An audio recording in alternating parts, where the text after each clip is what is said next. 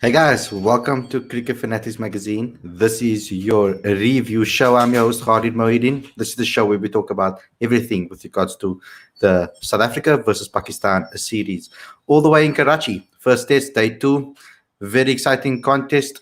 I think there's a lot of lessons to be learned here from a South African perspective, especially for our batsmen, on how to play on these in these conditions, especially the way Fawad Alam played. He was excellent in the way that he played in this particular match. I think the way he structured his innings was amazing. He took his time. He was patient. He punched the ball, he flicked the ball, blocked the ball with authority, and only when there was bad deliveries. He never tried to rush it. He never tried to chase the scoreboard, as you would say. He just kept calm on his home ground. First ever century on his home ground, and phenomenally 3 centuries out of 3. So he's never scored a half century. 3 centuries every single time he's converted so far. Surprising that he's actually only played so few test matches, even though that his average in domestic cricket is over like 55 or something crazy like that. So I think he's got like 60 odd half centuries, and I don't know how many centuries. I can't remember exactly what it is, but it's remarkable. But before we get going into today's discussion, I'm obviously going to have Aditya come onto the show today to tell us about the press conference and your favorite cricket connoisseur. Aaron is going to be on the show as well. So we're going to really have fun about talking about this and just basically analyzing every bit of this particular test match, what South Africa can learn from this particularly. So for the Pakistan fans out there, you guys are going to be happy that we're talking from a positive perspective from your team, and we're going to look at how we can improve our team by learning from the lessons that you guys taught us. But before we get going, guys, please just subscribe to this channel, click that notification bell for all future videos. And the live super chat is currently on, so you can contribute with a super chat. I see you guys are already active in the live chat. While we are talking and concentrating on the conversation, you guys need to get involved with the super chat. Otherwise, we're going to miss your comments. It's not going to be an opportunity for us to read out your comments. So get involved with the super chat now, as well as become a patron. The link is in the description if you want to become a patron. Join this journey with Cricket Fanatics Magazine, and you'll get special benefits from that as well. So let's get into the discussion. First and foremost, let's bring Aditya onto the stream, and then it is Aaron onto the stream. How are you doing, everybody? How are you guys doing? Hello, gents. Very good. Yeah. It's been a tough day of Test cricket. Yeah, it's a tough day of Test cricket. Yes, I mean, especially for a guy that's covering it. It wasn't from a moment's perspective. There's not a lot to talk about because there's specific things that really happened. I'm talking about now from session to session. That first session from Pakistan was so crucial. Surviving in that first session was so crucial. But Aditya, I want to ask you first and foremost. I want to know, because you went to the press conference and Keshav spoke, of course, one of the bowlers in the bowling unit. What was his thoughts about South Africa's bowling performance in this particular match? I thought it was pretty tight. I think to keep them down, the run rate so low was pretty awesome from South Africa's point of view. It was a good effort. Unfortunately, they didn't have enough to defend. I mean, we were always thinking that Pakistan was going to be more familiar with this type of conditions, especially the newer guys, because they played their whole life. Their whole domestic season was basically at Karachi. So that's an awesome point. From that point of view, the newer guys will obviously have the upper hand. But Aditya, what did Keshav have to say about the bowling performance? Exactly what you just said. He said that they did a pretty good job. They were pretty tight. It was unfortunate that a couple of catches went down and a few half chances didn't really go their way. But he felt that the run rate had been in check throughout the day, which was a positive for South Africa. But even when I think about, I also watched Fawad Alam's press conference, and from his point of view, he said that he was just interested in batting time and ensuring that partnerships were built for the rest of the batting lineup to be able to capitalize on. So from his perspective, he wasn't even concerned about run rate, and he just wanted to get us close to the South African total, and then whatever they get in addition is a bonus. What was your vibe that you got from the journalists? Because most of the time, by their questions, you can pick up what angles what they think about the test. What sort of vibes did you get from the journalists that asked questions? I mean, South African journalists were pretty flat. They thought that it was a tough day on the field. It belonged entirely to Pakistan. Because you have them at 33 for 4 yesterday, and then today they're leading by 88 runs on wickets that we know are likely to deteriorate. And we also know that the nature of Test cricket in the subcontinent is that even if wickets are good for batting on the first 2 days, days 3, 4, and 5 just accelerate. The speed up, the pitches deteriorate, probably does funny things. Secondly, Fawad Alam has been on the sidelines for over 10 years. So, and Karachi is his home ground. So he's played a lot of domestic cricket in Karachi over the last 10 years. So for him, he said that I felt like this was my international debut in Karachi, but he's also familiar with the wicket. So he was in no hurry whatsoever. And a lot of the Pakistani journalists were praising his knock, saying that he's done a fantastic job, and it's a dream come true and that sort of thing. Yeah. So I just want to shout out to a super chat. Thank you very much, Vernon, for the super chat. I have to read this one out. So things definitely would have looked different if we had taken our chances. Algo dropped Fawad early. Kwani dropped Fahim. Rasi missed the run-out chance, and Maharaj overstepping as a spinner. That was a massive thing for South Africa as well. I think the fielding, it has been uncharacteristically sloppy from South Africa's point of view. So thanks a lot, Vernon, for the super chat. If you guys want to get involved with the super chat, just ask Verna to help you out. So Aaron, from your point of view, let's talk about your man, because yesterday you spoke highly of him. You said that that's the guy we need to look out for. Fawad Alam, what were you most impressed about with his innings? Oh, there was so much. There was so much, wasn't there, Khalid? There really was. And as I said, you could just do a replay of yesterday's show, really. It was brilliant. It was absolutely masterful. You think that Pakistan were 33 for 4, and he just came in. And to be fair, I have to give credit to Azhar as well. I thought he played very well, very stubborn, very determined, very resolute as well. But Fawad just faced off against South African seamers, just faced this ceaseless barrage of short balls and fantastic short, sharp bowling. And he weathered the storm. And he was absolutely phenomenal. And such an interesting stat that I found out. When he reached his century, he had faced 163 dot balls. And I just wanted to relate this to yesterday's conversation with Aditya, because Aditya mentioned about trusting your defence and trusting your leave in the subcontinent. It's absolutely imperative.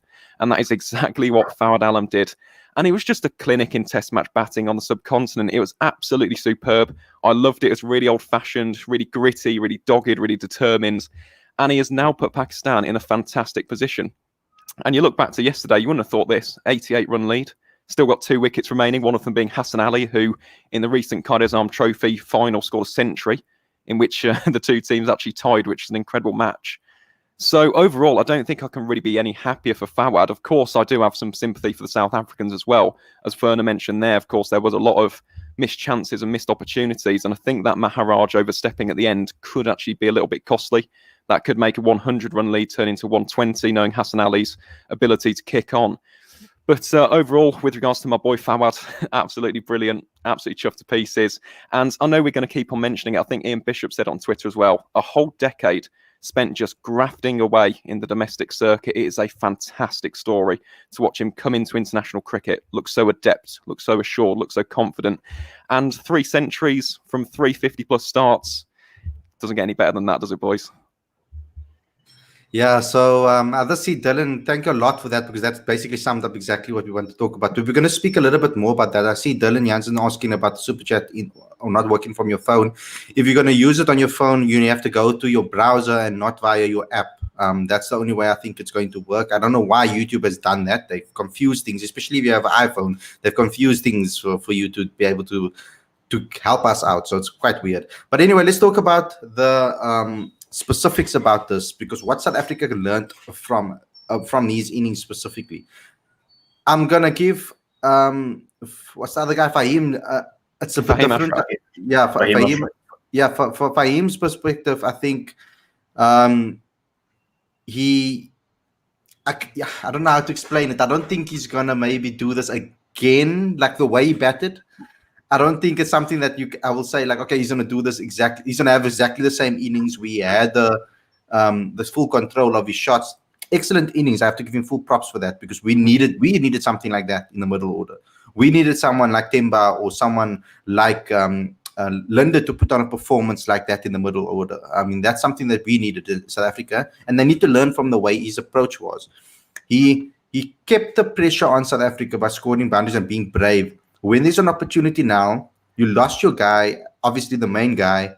You're losing him, who kind of kept the frustration, and kept on pushing at South Africa and putting I said it's like a thorn in South Africa's side in a way, because every single time you think that he's going to come out of his shell, try to play a shot, he plays one to the boundary neatly, no risk, and then it's a block, and then he plays a single or he plays it to the fielder, and he kept his control levels were excellent. That's what I really appreciated from him, is his patience, perseverance. That's the main thing about Test cricket for me as a batter that you need. Whether you're an attacking batsman like Quinton de Kock or you are a more gritty batsman like Algar, that's the key, especially on wickets. It's about adaptability. Aditya summed it up so nicely yesterday when he spoke about that, the adaptability of a batsman, that you need to be able to do that, and that's what Test cricketers need, and Dean Algar also mentioned it yesterday. Do you think that even though South Africa can still be in the game if they bowl them out before the 100 lead, so bowl them out early tomorrow morning, what do you think is the cap off for South Africa? Let me ask Aditya first. What do you think is the cap off? What is the lead where you feel that South Africa won't be able to obviously take the lead and then obviously put on a score that will be difficult for Pakistan to chase? I think 88 runs is already a decent lead, but if they get to 125, 130, it could spell trouble, because my fear for South Africa is that I think mentally they're going to feel like the pitch has more demons than it actually does, and that to me is my biggest concern, because they've talked all summer about play aggressive but smart, try to push the run rate forward, try to kick on, don't let bowlers get on top. But I don't know if they're doing everything that they can do to be just surviving the moment, playing in that moment. Yasir Shah gets more revolutions, fine. But I don't think that the primary strategy against him can be just knock him out of the park. I don't think that's the primary strategy. If he bowls a good ball, fine. Yeah. Defend it, hit the middle of the bat. You don't make a run. He bowls a maiden. That's okay. That's not a problem. There's still 3 days to go in this test match. Exactly. Even when Keshav was talking about we control their run rate, I don't think it's that much of an achievement, because Pakistan doesn't care. They were going to, even at 2.5 runs and over, they still managed to make 270 runs in the day, and they made it losing only 5 wickets. So controlling the run rate wasn't that much of an achievement, and I don't think it's controlling the run rate has put South Africa in a position to be able to kick on and get a victory. So to me, you try to get these people out, with 100, 105 run lead, and then just play as the situation demands. Like this entire conversation about run rate, I think it just needs to take a backseat for now for South Africa. Yeah, of course. I just want to say shout out to Just Coley for the super chat. Thank you so much for the super chat. You guys obviously know how to do that. If you don't know, ask Just Coley to help you out, and ask Werner to help you out. Well, basically, there's a dollar sign in the live chat that you can click on, and then you can get your comments read out. We'll be forced to read your comments. The comments are coming through quite well there, so thanks a lot, guys. Aaron, I want to ask you, for the second innings, when South Africa do eventually get the chance to bat, what do you think England's approach would be in the situation if they were faced with this type of situation? I know it's a difficult question. It is. But from you analyzing your team, what do you think, if they were in this situation, what do you think they would have done? If they had the players that they have, okay, what do you think South Africa should do? Well, I think it's pretty simple, and I know we keep on mentioning run rate, but it's a test match. Let's just put that to one side, as Aditya rightfully said, because it's not a one-day international, it's not a T20. You've still got 3 days to win this test match. You can win on day 5 in theory if needed to, in particular with the deterioration of this Karachi surface. So in my view, looking at the South African team, if they can maybe reduce the lead to less than 120 per se, or even 130 runs, they need to just dig deep. That is the key on the subcontinent. We continually say it, but it is so true. Okay, you dig deep, you see off the good balls. If you get a good ball and you get out, fair enough. But don't create opportunities for the opposition, because there will be scoring opportunities throughout the day, heading into day 3, day 4, for example.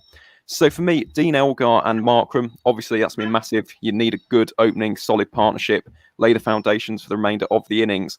And I feel like out of those two, I feel now that the emphasis is really on Markram, because he's not in as good a form as Elgar.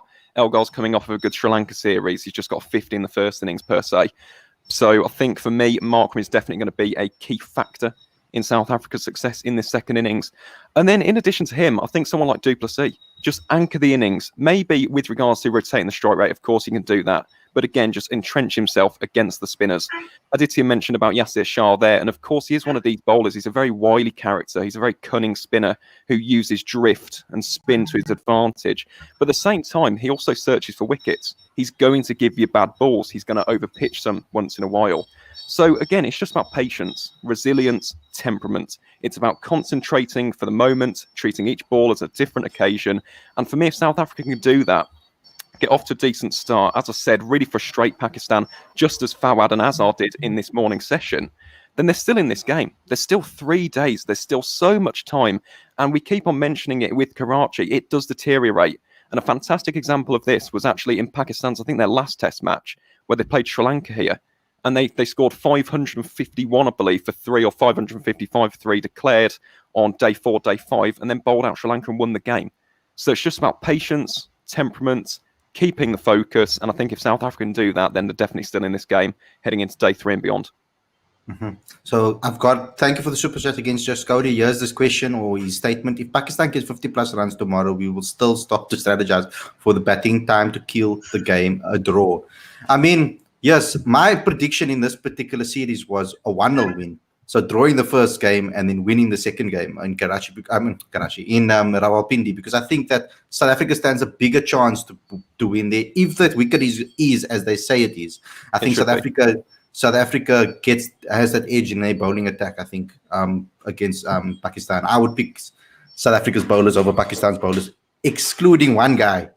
And that's Afridi, who I'm a big fan of. So ever since I saw him as an 18-year-old in South Africa, bowling our wickets, I was like, oh, I'm in love. This guy can bowl. And his attitude and his humbleness, man. Bloody hell.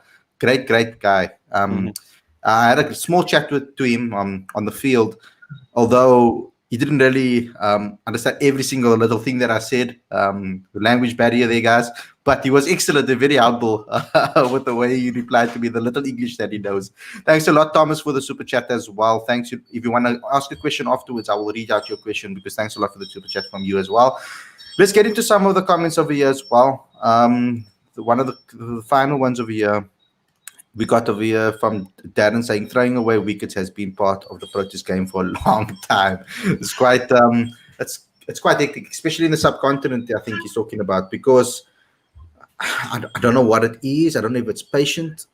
Aditya said it is totally a mental thing, and you said that yesterday as well, Aaron. Totally a mental thing. Mm-hmm. I don't know how we coach it out of us. I mean, a good batting coach would have helped, yes, but I don't think it would have helped immediately. This is something that's been coming on for quite some time now. How do you get it out of us? How do you think? What would your suggestion be? Both Aditya and Aaron. What do you think your suggestion would be for South Africa to get out of that mindset of struggling against spin? Is it to play it more positively? Because Eltis Gibson thought that was the method. Play more aggressively at the spinners to get yourself out of it. Whereas I think over here we had a mixture of being tentative, but I think it's about picking the right things to do at the right times. I think that's been South Africa's biggest downfall.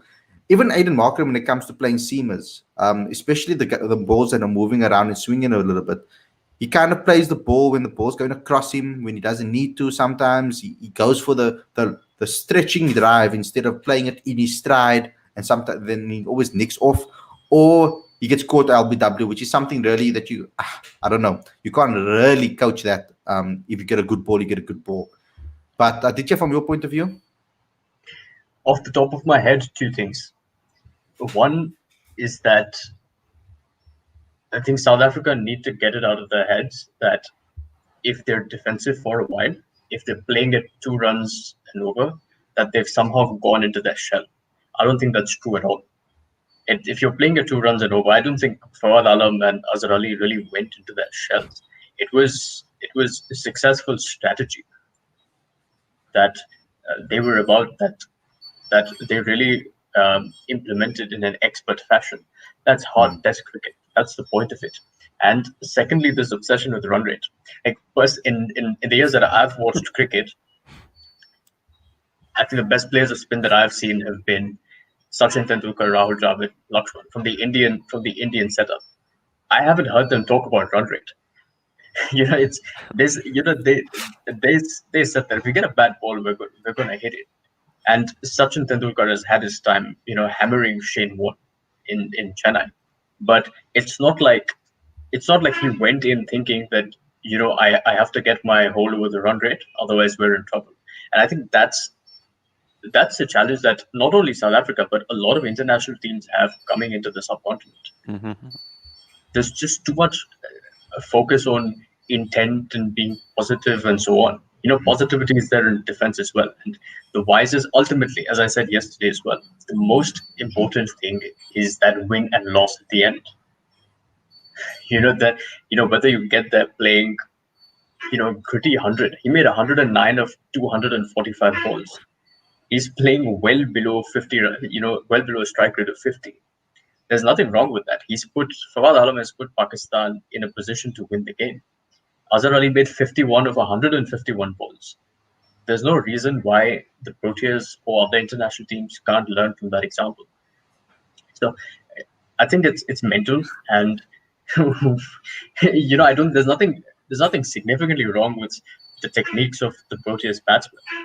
They're fine. They play the IPL, they play one-day cricket pretty successfully in India. So there's no reason that they can't play spin in Test cricket. But yeah, they got them example as well in their team, sitting there. Dean Algo doing it over and over and over again, showing you how to play Test cricket. I mean, if you have the talent to be able to turn on when you can as well, first get yourself set in, play that gritty knock, and then you can go and attack them when they're getting more balls all over the show. I'm going to let you answer now, Aaron. I just want to say one more thing over here from just Cody says we need those 7 of 80 ball knocks from Rassi. Yes, please. add on to that, Aaron. So, yeah, I think for the most part, I agree with what Aditya said there. And with regards to the mental side, I just wanted to raise a point with regards to these players. At what point do we actually say, it's their responsibility? It's not the coaches. Yeah. It's not anybody else's. These guys who are experienced, Quinton de Kock is an experienced player now. Faf's very experienced. Markram's experienced as well. Rassi is experienced in domestic cricket. At what point do we say maybe it's not coaching? Maybe it's not any external factors. Maybe it's these guys just having to realise that they need to apply themselves in different scenarios and different circumstances. And it comes back to that word again, adaptability. You have to read and be aware of a match situation. And I feel like for the moment, in this game in particular, and of course in the past, in recent times, that's been something that's been lacking. And with regards to a long-term solution, again, it's about these batsmen actually finding themselves and, as I said, taking responsibility for their actions in these particular scenarios. But I don't think it's something that's as easy as going, we can coach it out of them. At some point, they've got to go, you know what, we're 100 for 4. Let me not go out here and try and smash a 6. Let's just dig in. Let's just rotate the strike. Let's be smart here. Smart, aggressive cricket, as we keep on mentioning. So for me, that's the major aspect for me with regards to not only this series, but heading into the series beyond that. I know it's almost a meme now. Smart, aggressive cricket is just cricket, man. Yeah. That's what it is. It is. That's basically what it is. Because when you're throwing the word smart in there, it sounds all fancy and stuff, but when you throw in the word smart in there, smart means adaptability. Smart means thinking on the pitch. So obviously, if like England does, they just put a name to it. They coin something to it to make it to put it in headlines. I mean, that's basically it. I don't know how much money they get from the advertising for that particular thing in England, but okay. But ultimately, that's what you want. South Africa should start picking the youngsters that are showing those qualities in domestic cricket. Sometimes you don't just pick a player just because he's averaging well. Yes, that's important. Of course, it's important. But I'm saying if there are guys that are similar, go for guys that have shown that adaptability skills in South Africa. I mean, Calvin has shown that. It's a guy that I was sitting there and I was like, this was a perfect situation for Carl. Yes, when we were batting in our first innings, perfect situation for Carl because Carl does exactly that. Doesn't matter where he's batting, anywhere in the country. He adapts his game according to what the team needs from him. And that's what I love about him. George showed it because George has been a partner of Carl for a very long time. And I've seen it where George starts to get a bit excited in the middle. George is the type of player that plays on confidence. So he gets like into the situation or the space where he gets a little bit confident and he starts going. When he gets a couple of boundaries and he thinks, okay, cool, I'm in the mood now, let me go for it. And that's how he lost his wicket actually. Exactly doing that. Where Carl will tell him, look here, they know each other so well. Carl normally tells him, look here, just slow it down a bit, keep it down, just follow my lead, give the strike to me sometime, then you can come on the other end and attack if you want to. So their partnerships, they've held together so many innings together for the Cobras in 4-day cricket. So start picking guys that have the mentality, that have shown that bit of concentration and mental strength in the domestic game. I mean, if I can think of another example right now, Grant Rulofsson has shown that in domestic cricket. He's shown that adaptability. He struggled a bit, but he's turned it on now in the One Day Cup again. They're talking about Zubair Hamza in here. He's shown that adaptability, but Zubair has struggled this season, and that's why they haven't picked him. They went for a guy like Keegan Peterson. Keegan Peterson is a guy, exactly that type of guy. He's switched from the Knights on Bloemfontein's slow tracks and gone over to Durban, who is known for a little bit more movement in the pitch and in humid conditions, and he's performed there as well. So he's made the switch well as well. So he's also shown that he can play in the IFL if he needs to. But that's a guy that's in the squad. Maybe giving an opportunity in some test matches to see how he plays is important. Maybe in test cricket is where we should be testing. Not going for those wins is what I thought. I thought we should be building for the future in tests. That's the arena that we need to find our solidity because, like someone said in the comments, if I can just find it again. Let me just go up here. Yes. Thanks, guys, for the comments. I'm not complaining. I'm just trying to look here. He said something like, I can't find the exact comment now over here, but he said since 2018, we've been dismissed like 22 times under 250. That's ridiculous. So we need to, I think that's the place. We've obviously lost a lot of experience, guys. Let's start finding those guys that we can build a team around and build a core. I mean, that's very, very important to do so. Werner saying, Khalid Kyle would have probably have made the chance if Quinny got dropped easily by moving. Wait, chance Quinny dropped easily by moving to his left quickly and getting two hands to it. There's my guy, Werner. I was sitting here. I actually messaged the group. I think it was. I said Kyle would have caught that. And exactly that, because that's my problem with Quinny. He does do spectacular catches, yes, and when it comes off, it looks amazing. But if he double stepped there, that was the perfect position for him to double step and take it with two hands. There was enough time because you saw how he dived. I mean, he was diving, but he was like, the ball was here. Like that's a simple double take. If you're watching the way your bowlers, you must anticipate that the ball's gonna keep low. Anyway, guys, let's have a final wrap up. Thanks so much for everybody. But let's have a final wrap up. Aditya, your final thoughts or advice to South Africa, or your final thoughts in general? South Africa has an opportunity to win this test match, and I think it will be a historic win if they actually manage to pull this one through. But if they really want to look for inspiration, look at Mark Barcher's good friend Herschel Gibbs. His career strike rate in Test cricket is 50. We know him as an aggressive batsman. We know him as an individual who liked to turn it up. He made 228 in a test match against Pakistan on a seaming pitch in Cape Town against a very high-class Pakistan bowling lineup. So if we need to look for inspiration, let's look at him. Let's model our opening batsman on how Gibbs played in that innings. And if they do that in this test match, they're set. Perfect. Take it away, Aaron. Yeah, again, I think I'd pretty much concur with what Aditya said there, to be honest. But it's not about us sitting here at home saying it in theory. It all sounds very well and good when we're talking about here. It's about the players actually applying it now. And that will be the real litmus test, I think, heading into this, well, the remainder of this test match and the remainder of this series. So for me, tomorrow, obviously, we're looking to get Pakistan out for around about the 120 run lead, and then take it from there. But as I said, that partnership between Markram and Elgar is something that I'm going to be looking at almost under the microscope tomorrow. It's something which I want to see really come into its element. I want to see both players complementing each other, whether that does take Markram a little bit more time, whether or not he just digs in, entrenches himself, and then kicks on as the innings progresses. That is something that I'm looking to see occur tomorrow. And then, of course, in addition to those two, Quinton de Kock needs some runs. I mean, ever since he's been captain, he has been struggling to find runs. And as a big fan of Quinton de Kock, and it's not great to see. So for me personally, this may be a bit selfish, of course, and for any Pakistan fans out there, I do have a bit of a leniency towards Quinton de Kock. But hopefully tomorrow he can just adapt his game. Just dig in for a little bit. If his team are struggling, just dig in, entrench yourself, take a few balls, and then kick on. Don't just try and go from ball one. Don't try and do a Rishabh Pant versus Australia, because this is Karachi, not the Gabba.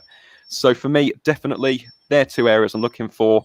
Whether or not that'll actually take place tomorrow, only time will tell, I suppose. We'll have to wait and see how day 3 and day 4 pan out.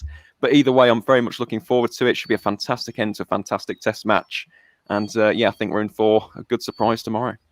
Yeah, and I'm hoping I think that opening partnership between Dean Elgar and Aiden Markram is going to be so key. I hope Aiden can survive and maybe show everybody that he has the ability to be able to adapt his game. I really hope that he can do so. Dean needs to take that by the scrap. Dean needs to look at Aiden and tell Aiden, look here, this is what you need to do. And Aiden must listen. I think that's the best way that this is going to happen. I don't think you can just go out there and want to try and play a natural attacking game, not on this pitch. I think now as the pitch is deteriorating even further, he needs to be a little bit more smart about it. The ball's going to nip around a bit, not too much, but I mean, the natural movement of Shaheen Afridi already, the natural movement it automatically brings like movement into the ball through the air. This by his action alone. So they need to really watch him. I think Hassan Ali has dismissed Aiden twice, so he needs to be wary of that. And I think just maybe play the spin. I don't know. Get to the pitch of the ball if they're bowling it. I mean, generally speaking, just get to the pitch. You saw how they played against us. They got right into the bounce of the ball. They hardly ever waited back and played the ball late. When they did, they lost their wicket. So that's the thing that we need to take out of this. The way, obviously, your guy batted is phenomenal. But thanks everybody for watching. Thanks for everybody for tuning in. Thanks to all the super chats. I really appreciate it, guys. Thanks for all the support. Don't forget to obviously like, comment, share, subscribe, do all of those things. Don't forget to download the latest issue of the magazine. Subscribe, it's free. The link is on the screen and in the description. Become a Patreon today. The Patreon link is in the description. I also posted a couple of times in the live chat. We give you guys exclusive content over there. You can join our Discord server where you can be in communication with all of our guys and myself if you need to ask any questions or you want to get involved there. So it will be a nice community we're trying to build. Guys, I want you guys to get involved because this channel is yours too. To all the guys that have businesses or small businesses, or if you know anybody that has small businesses and you're looking to make sales online, especially in this period, Cricket Fanatics Magazine is the place that can help you do so. So look at the free tutorial on this channel. Contact us also. You can email us at cricketfanaticsmag@gmail.com if you want to have any inquiries or how you can help us and how you can sponsor things. Go to cricketfanaticsmag.com for all updates. We're doing session moments for you on the page, basically session match reports throughout the day. And obviously you can look out for Aditya's reaction piece and the press conference that he attended today. Thanks a lot for watching, guys. And we'll see you again tomorrow with another review show. Thank you, Aditya. Thank you, cricket connoisseur Aaron. And we'll see you guys very, very soon. Tomorrow, in fact. Cheers, everyone.